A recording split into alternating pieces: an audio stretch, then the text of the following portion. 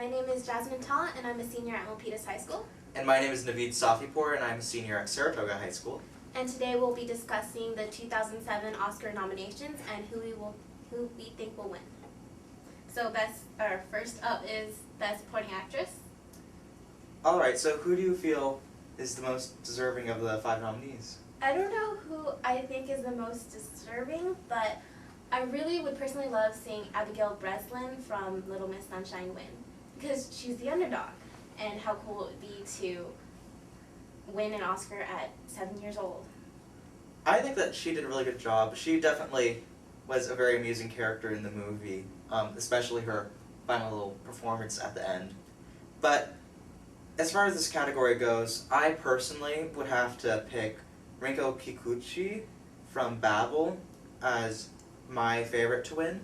Because in the movie she plays a deaf-mute Japanese girl sort of struggling to fit in with society.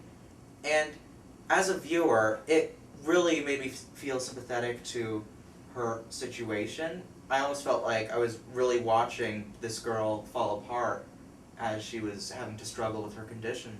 So I'm hoping for her to win, although Abigail Breslin is great too. Yeah, and she hits like really high notes when she hears about, the Little Miss Sunshine contest and everything. Hurt my ears. Okay, so next up is Best Supporting Actor. So who do you think is the best? My pick, going along with your pick from last time, would be Alan Arkin from Little Miss Sunshine. I personally thought he was hilarious as a drug-addicted grandfather who is totally crazy and somewhat senile. I mean, his first words in the movie are expletives. And he makes it totally believable, even though I hope that's not what he's really like in real life. So he's my favorite to win. Well, I agree with you that Alan Arkin was hilarious. My favorite would be Shimon Hansoon from The Blood Diamond.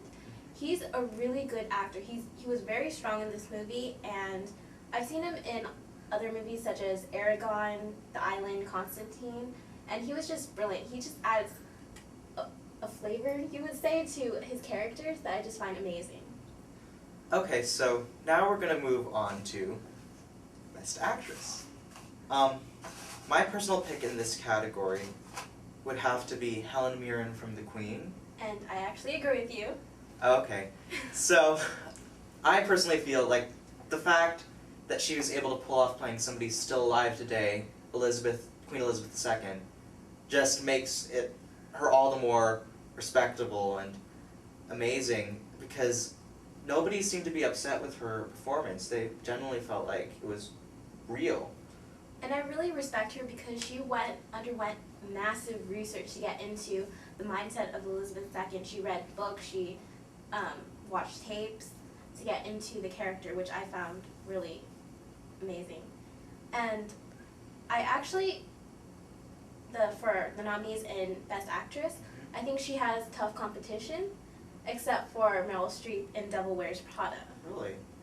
Yes, because Meryl Streep, I agree, is a very strong actor. I've seen her in The Manchurian Candidate and her previous movies.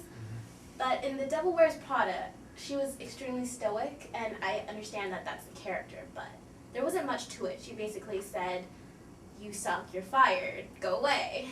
Well, I haven't seen the movie, although I like Meryl Streep as an actress. I don't know if I'd mind her winning much, but we'll have to see. Yeah. Oh, Okay. so next we have Best Actor.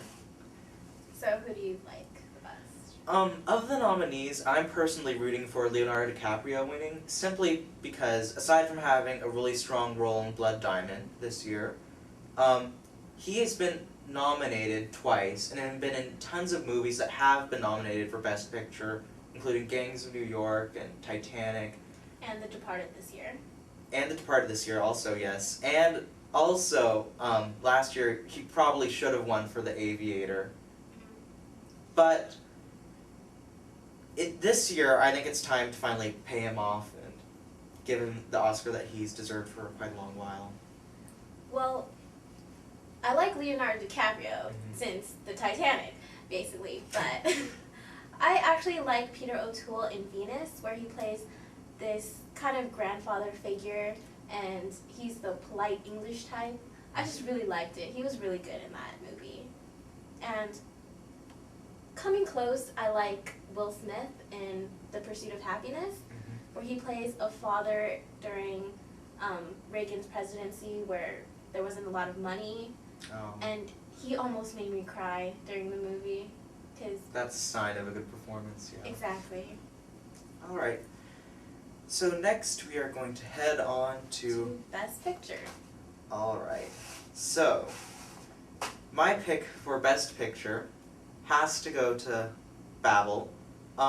It's a very compelling movie in many different ways, and while watching it, I felt very drawn into all the situations going on. Essentially, the movie manages to bridge together 4 completely different cultures, and kind of like Crash, has them all interact with one another in various different ways. I felt it was a great achievement in filmmaking this year and definitely deserves to be recognized. And Babel actually, I believe, is the critics' choice that everyone's rooting for. But I personally would like to see Little Miss Sunshine win, even though it's the Oscars and a comedy never wins. But it would be cool to see. I really liked that movie. It was funny. Yeah. I would be glad to see Little Miss Sunshine win just as an underdog.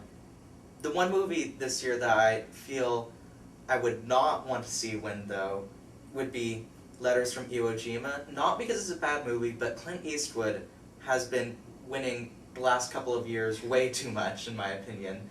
So... he needs to share the love. Yeah, exactly. Alright, and before we go, we also have Critics' Choice, which is just our own picks in a few other categories. So, what did you want to... anything else stood out to you from the nominees?